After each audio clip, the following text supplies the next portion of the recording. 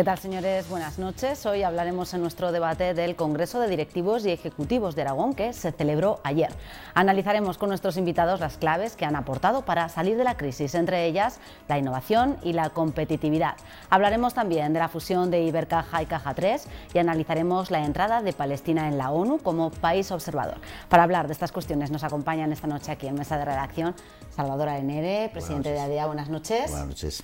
Adolfo Barrena, portavoz de Izquierda Unida en las Cortes. Buenas noches. Buenas noches. Y Rosa Santos, senadora del PAR. Buenas noches, Rosa. Buenas noches. Vamos a comenzar por ese primer tema que presentábamos. Ayer se celebró el Congreso de ADEA, de Directivos y Ejecutivos de Aragón, en el que se reconoció al presidente del Grupo Carreras con el premio ADEA de este año, y también se dieron algunas claves para salir de la crisis, entre ellas promover la innovación y la competitividad en las empresas. Salvador, un poquito cuéntanos cómo fue la jornada de ayer, qué te parecieron también esas claves que hemos apuntado.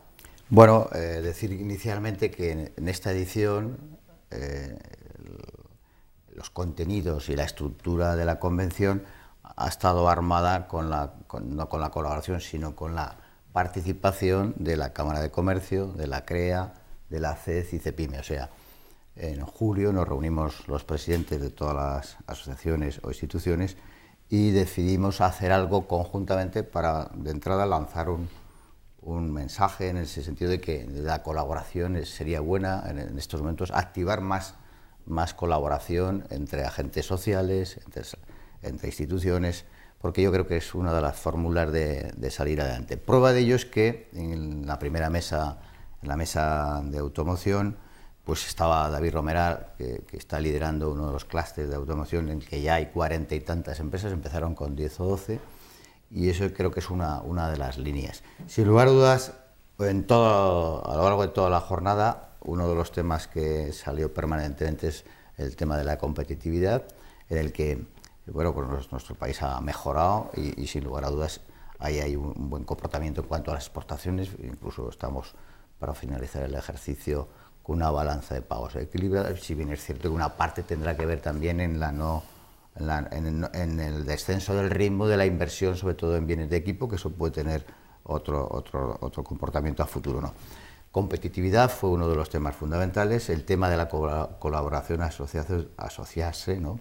Esos sectores estratégicos que ayer se debatieron, automoción, turismo, restauración, el sector agroalimentario, bueno, pues son sectores que aglutinan el 50% del PIB, o sea que ahí en 4 mesas se estuvo hablando y además tuvimos la oportunidad de conocer los proyectos y el porqué hay en estos momentos de crisis, hay empresas, hay empresarios y hay directivos que lo hicieron bien, que anticiparon hace 10, 12 o más años y tienen una posición de fortaleza hoy, con algunos de ellos, pues como el caso de Saica, es una multinacional de capital aragonés que representa pues el tercero del sector en Europa, o Industrias Químicas del Ebro, otras empresas, y sus directivos explicaron qué decisiones tomaron, cuándo y por qué, capacidad de análisis, qué estrategia, qué diagnóstico, anticipando y tomando decisiones. La verdad es que bueno, el nivel de satisfacción tanto de los ponentes como de los asistentes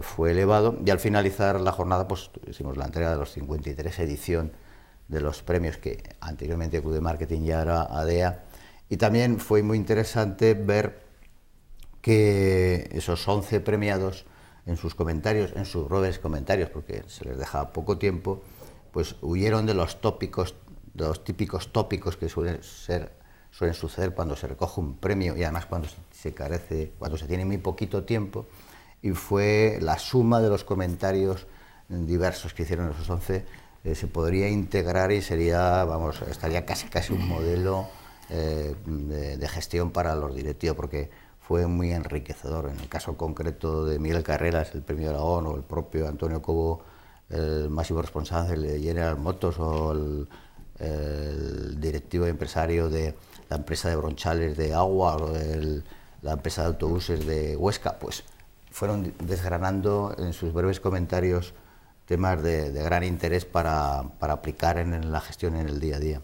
Salvador hablaba de competitividad, de colaboración, para salir de la crisis de innovación también son esas las claves que deben de en las que deben trabajar los empresarios, las empresas en Aragón. Adolfo. Innovación, evidentemente, es una de ellas, la I+D+I. Lo único que ocurre es que yo creo que se discutiría sobre por qué se está restringiendo la inversión en I+D+I, que es lo que estamos viendo que es una de las no apuestas de quien toma las decisiones, en definitiva de quien gobierna, ¿no? Esa es una cuestión. La otra cuestión sobre la competitividad, a mí siempre pregunto con qué queremos competir y sobre qué. Porque si queremos competir sobre salarios, igual no estoy de acuerdo, porque generalmente la competitividad sobre salarios siempre quiere decir empobrecimiento de los trabajadores y trabajadoras. Si queremos competir de tecnología, que yo creo que habría que hacerlo, no veo que vayan por ahí las cosas, no veo proyectos punteros y sobre todo veo una apuesta absolutamente negativa. Y luego yo creo que hay una cosa evidente, supongo, no sé si saldría entre los comentarios o no, y es que todo esto requeriría, como poco, que hubiera fluidez económica y por lo tanto fluidez de los créditos a las empresas, a las familias, porque en definitiva en el modelo económico que se tiene, que no es el de Izquierda Unida, ya lo anticipo, pero es el que hay, evidentemente solo se sale de esta si se reactiva la economía, ¿no? Y bueno, pues acabamos de ver unos presupuestos, tanto los del señor Rajoy como los de la señora Rudi aquí, que hablan de todo menos de reactivar la economía, es decir, incluso contemplan crecimiento negativo. Por lo tanto, bueno, yo creo que este tipo de encuentros son positivos, yo creo que analizan la situación, yo creo que aportan una serie de propuestas y una serie de ideas, pero bueno, yo creo que al final falla la mayor, ¿no? Y es que de esta hay que salir con cosas distintas de las que nos están planteando, porque las cosas que nos están planteando a las empresas, pero sobre todo a los ciudadanos y ciudadanas, miren hoy lo de las pensiones, ¿no?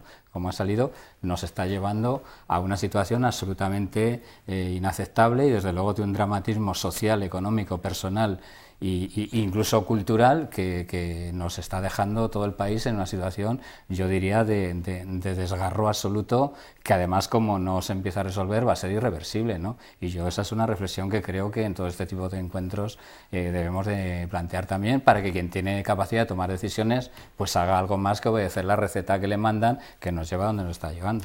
Rosa, ¿cuáles son los retos a los que se deben enfrentar las empresas para salir de la crisis? Bueno, pues yo, si me lo permites, María, en primer lugar quiero felicitar a Salvador. Y lo quiero felicitar primero por el alto nivel de consenso que siempre concita en sus iniciativas, que eso es un gran valor. Y te felicito, sabes que además lo hago desde el afecto más profundo y desde el reconocimiento, porque esa fue la iniciativa de ayer de ADEA.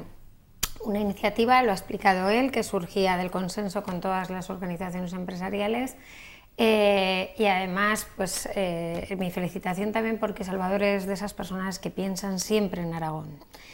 Desde esa perspectiva y con ese enfoque, yo tengo que decir que la jornada de ayer fue tremendamente constructiva, no fue una jornada crítica, no fue una jornada crítica con nadie. No fue una jornada también tampoco de lamentarse de la crisis, fue una jornada en la que en las distintas mesas, que todas eran efectivamente de sectores estratégicos de Aragón, muy importantes en Aragón, las personas que intervinieron, por cierto, con un nivel de cualificación fantástico, pusieron sobre la mesa elementos que sirven para tirar para adelante, elementos que sirven para intentar crecer incluso en este contexto tan adverso. Eso es lo que fue. Y allí se habló, por eso digo que fue una jornada especialmente constructiva, donde la gente pues no se lamentaba, sino que partiendo de la situación actual y de la realidad que estamos viviendo, también a sabiendas de que esto va a durar, planteaban alternativas para salir adelante. Entonces allí se habló pues de la cooperación a través de los clústeres, se habló de un marco legal excesivo en España, se criticó mucho el marco legal, el marco fiscal, las trabas administrativas que tiene el emprendedor y la empresa en general para poder salir adelante, pero también el marco legal tan encorsetado que tenemos en Europa, incapaz de competir con otros mercados. De esto se habló mucho y además había representadas asociaciones muy potentes a nivel nacional que hablaron de las iniciativas que estaban intentando llevar a cabo precisamente para remover estos obstáculos. Se habló, por ejemplo, también del crédito, que lo mencionaba, como no, que lo mencionabas tú, Adolfo, y evidentemente se habló de eso, y se habló mucho de la unidad de acción, que es fundamental. La unidad de acción que ya venía desde la propia iniciativa concebida por Salvador con la unidad de todos. Y luego los premios. Quiero decir, fue una jornada en la que se abordaban claves de competitividad desde las propuestas de las empresas y de los sectores, y siempre mirando hacia el futuro, pero mirándolo con optimismo. Pero ojo, teniendo bien en cuenta el contexto actual. Pero luego los premios, a mí también me parece muy importante. Los premios, voy a retomar el final de la intervención de Salvador. Ahí se hicieron reconocimientos a personas y a empresas que tienen mucho que ver con el crecimiento de Aragón en los últimos años, que tienen mucho que ver con la sujeción del empleo, que tienen mucho que ver con reinvertir permanentemente para seguir creciendo y para mantener el nivel de empleo. Entonces, para mí fue muy emocionante ver premios. Tú citabas a Miguel Carreras, que es el reconocimiento a la perseverancia, a toda una vida de trabajo, una empresa que tiene una expansión mundial, que está a la cabeza de su sector, del sector logístico en este momento en Europa, y en la persona de Miguel, que es un trabajador, es un currante impresionante, a Manolo Teruel, a Antonio Cobo, o a gente más joven como Camino, o como Íñigo Yarza, o como Pablo. Me dejo a muchos, pero en el reconocimiento de ellos, de los más senior y de los más jóvenes, estaba el reconocimiento a toda la gente, a montones de personas anónimas en Aragón, que consiguen que esta región tire adelante y que consiguen que el volumen de empleo, cuando menos, se mantenga o no tenga mayor desgaste del que ya se está produciendo. Y en sus intervenciones un mensaje común, curiosamente, y un mensaje, ¿cómo podría decirlo? Un mensaje colectivo. Voy a intentar explicarme. El mensaje de casi todos los premiados, en unas palabras brevísimas, fue de reconocimiento a sus equipos, de reconocimiento a sus empleados, reconociendo que ellos son el éxito de sus estructuras, reconociendo la dificultad que tiene competir en Teruel o en Huesca con unas infraestructuras menos buenas que las de Zaragoza. En definitiva, pensando en el bien común y en lo colectivo. A mí me parecieron, de verdad, dignos de elogio. Me hubiera gustado que la sociedad entera hubiera podido conocer, no digo ya el congreso en sí, la jornada en sí, las intervenciones de las mesas, que quizá eso queda más para el ámbito de los emprendedores, pero sí las palabras de los premiados. Vamos a seguir hablando de crecimiento, en este caso de ese proceso. Salvador, rápidamente, y así cambiamos de tema, si no se nos come el tiempo. Agradecer a Rosa sus palabras, porque la verdad que trabajar en estos temas cuesta mucho tiempo, y el agradecimiento. Y luego porque además, lógicamente, tú me preguntas y cuesta mucho hablar de algo que haces tú, porque no lo sé hacer, no lo hago, pero el resumen que ha hecho Rosa ha sido magnífico, porque a mí me gusta más hablar de lo que hacen otros que de lo que hago yo, y ha hecho una lectura muy interesante y muy completa de lo que fue ayer la tercera convención de directivos de ADEA, y te lo agradezco mucho, Rosa. Bueno, pues tras estos agradecimientos vamos a volver al debate. Hablamos ahora de ese proceso de unión entre Ibercaja y Caja 3, que parece que se hará efectivo una vez se haya aprobado el plan de reestructuración de Caja 3, que se prevé sea antes de Navidad. ¿Qué os parece este proceso, esta unión de las dos grandes cajas aragonesas en un gran banco aragonés? ¿Se refuerza el sector financiero de la comunidad? Adolfo. Nosotros estamos en desacuerdo con las fusiones, lo hemos dicho desde el primer momento, ¿no? Y no nos parece bien. Bueno, han tomado esa decisión. En primer lugar, porque responde a una imposición que viene, que es el tema de bancarizar absolutamente las cajas de ahorro. Es decir, no es decisión voluntaria de ninguna de ellas, eso que no se le olvide a nadie, ¿no? Y eso es un requerimiento que impone pues, la política económica que se está haciendo, ¿no? Y tiene que ver con una reestructuración de un sector que desde luego es muy, muy responsable de la situación de crisis que tenemos, el cual no digo que Ibercaja y CAI hayan sido responsables en esto, porque evidentemente la gestión ha sido muy diferente, incluso más diferente en Ibercaja que en lo que es Caja 3, y de hecho se ve porque incluso en los últimos datos que ha habido, pues Ibercaja estaba en condiciones de, digamos, autofinanciarse ya solo a los requerimientos que le imponía. Caja 3 tiene que recurrir a financiación y demás. Pero a nosotros no nos gusta porque, bueno, en primer lugar, evidentemente, se crea un banco aragonés, lo cual quiere decir que tenemos un banco que evidentemente entra en el juego y lógicamente tiene que atenerse a las reglas y por lo tanto a partir de ahí se pierde, desde nuestro punto de vista, ese componente claro que tenía de caja de ahorros, es decir, el territorio, los impositores, la obra social, ese nivel de participación, el no repartir dividendos, todo eso se pierde y a partir de ahí se entra en ese sistema, ¿no? Y luego esto va a llevar aparejado otra cosa que a nosotros nos preocupa muy mucho y que creemos que habría que dar una respuesta y una salida, ¿no? Y es la cantidad de empleos que van a dejar por el camino, unos cuantos, evidentemente, y luego la incidencia que va a tener en lo que es el medio rural de Aragón, ¿no? Hoy en día hay muchas localidades que tienen oficinas de las dos, ¿no? Y bueno, pues eso, la fusión producirá, evidentemente, el que con una se apañen, incluso ya vamos a ver si decían que les sobran las dos. Y luego hay otra cosa que a nosotros nos parece también muy, muy preocupante de todo este mecanismo, ¿no? Antes, el ciudadano o ciudadana, el que recurría a las cajas de ahorro, generalmente eran ahorradores, eran familias, autónomos, pequeñas y medianas empresas, empresarios, ayuntamientos, el propio Gobierno de Aragón.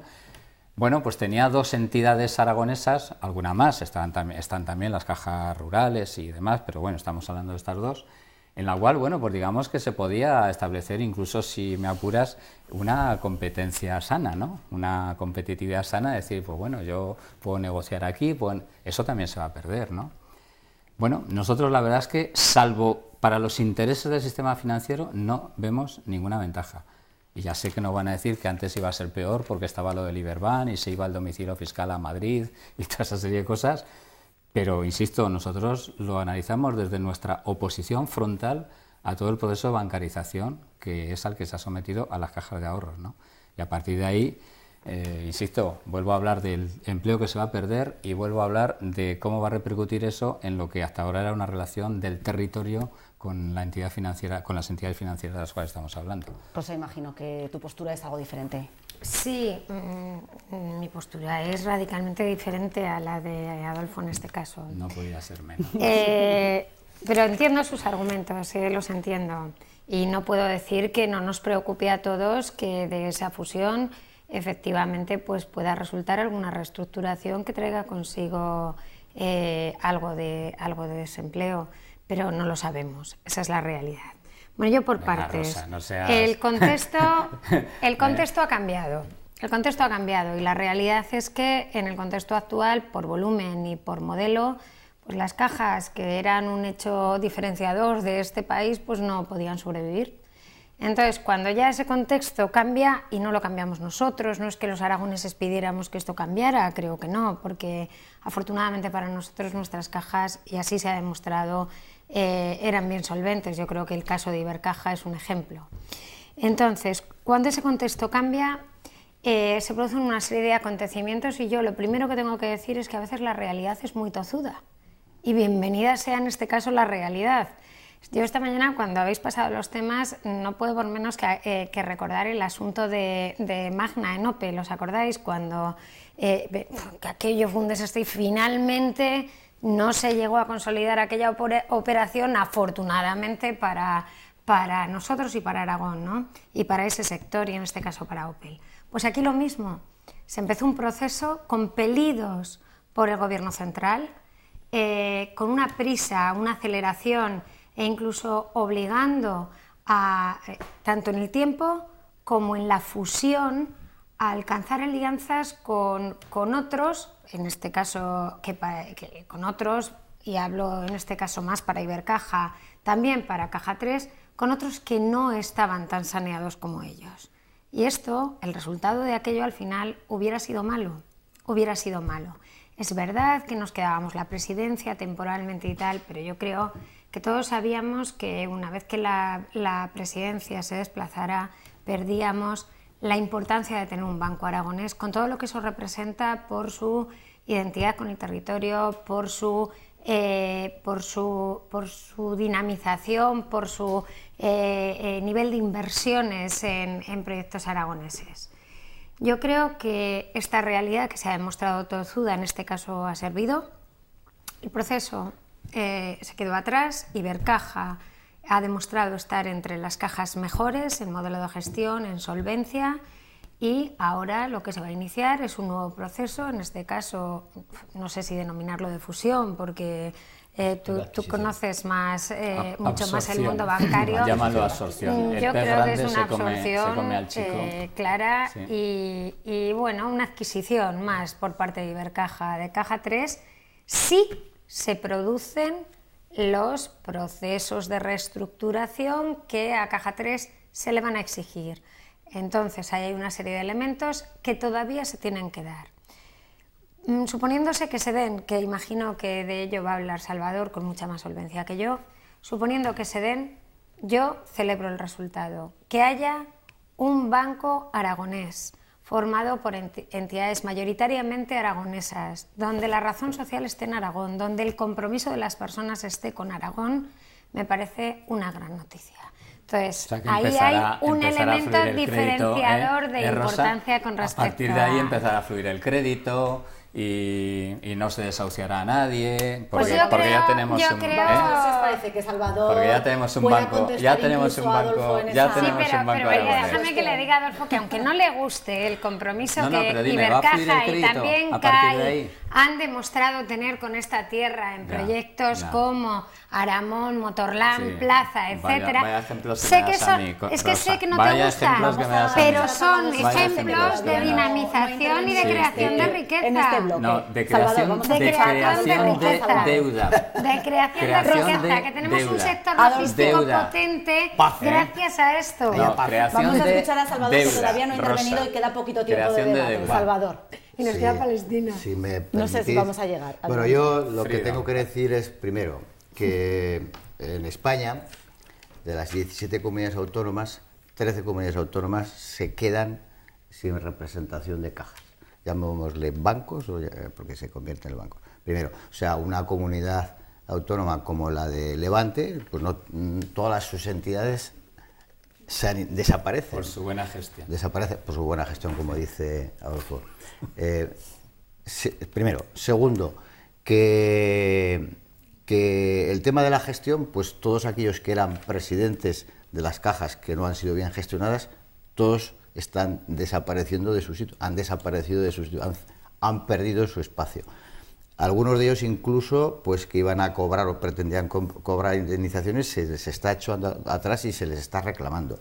Y otro tipo de responsabilidades que se han iniciado procesos y tal. O sea, que es bueno, y estoy totalmente de acuerdo, que el que no gestiona bien, si solo no gestiona bien, si solo es eso, pues demuestra su incompetencia, pierde su puesto, se le sustituye y tal. Si hace otro tipo de cositas, pues que tenga sus responsabilidades.